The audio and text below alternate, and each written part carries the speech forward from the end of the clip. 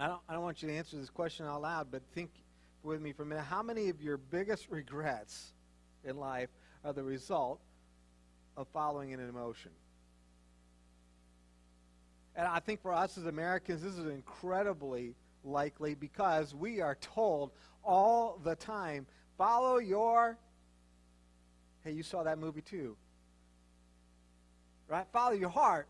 Because, and I mean, they're not even subtle about it in a lot of the cultural things we hear. They say, follow your heart because your heart will never lie to you. What? They must have a totally different heart than I have. Because my heart lies to me on a pretty regular basis. So we followed our heart, and it was an untrustworthy guide. Guys, hear me this morning again. It's not that our emotions are necessarily evil, okay? Don't go there. But slavery to our emotions, now that's an evil. That's an evil. And so here we go. Let's just jump right in. Here's the big idea. I suppose this means once you get this, you could write it down, and then you could sleep until the communion time. But hopefully you won't. But here's the big idea. A follower of Jesus will be like Jesus, right? That's what we talked about last week. We are not trying to become, through our series together, we are not trying to become simply well-adjusted, emotionally stable people. I want us to be that, but that's not enough. We want to become people who are followers of Jesus. We want to become like Jesus. And if we become like Jesus, that means that we're going to experience some strong emotions. And we're even going to be led by them to appropriate actions. But what we don't want to be, because we want to be like Jesus, we don't want to be enslaved by our emotions. In other words, we want to be able to be free. We want to be able to experience and use our emotions like Jesus. But we don't want to be enslaved. And by that I mean forced into obeying the counsel of our emotions. Forced into doing whatever it is we feel compelled to do.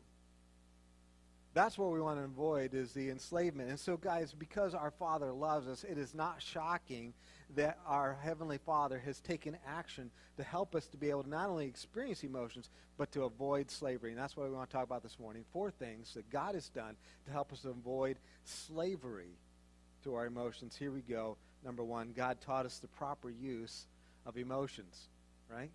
God taught us the proper use of emotions. Emotions are tools. This was week 1 in a nutshell.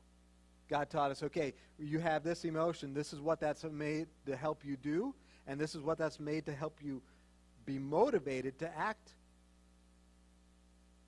So God, in His great grace, says, here, let me show you what these things are for and what you do with them. That was week 1 in our series. The second thing that God has done for us to help us is God has taught us how to put appropriate limits on our responses to what our emotions tell us to do. God taught us what the appropriate limits are. Let me give you just a couple examples so you know where I'm going with this. Jesus taught us to not let fear turn into worry. Fear isn't a bad thing. Fear is there to help us recognize when we're in danger so that we will proceed with caution, right? Week 1. But it's gone too far if we let fear turn into a state, a lifestyle of worry. And so Jesus taught us, hey, these are the limits. Don't go beyond this. I'll give you a second one. Don't let happiness turn into entitlement. You know, happiness is a great thing, but the purpose of happiness, remember, wasn't just so we felt happy. The purpose of happiness was to help us to slow down, pause, enjoy, savor the moment, savor the good gift God gave us, and then, after we savored it, to turn our attention to God and say, God, thank you.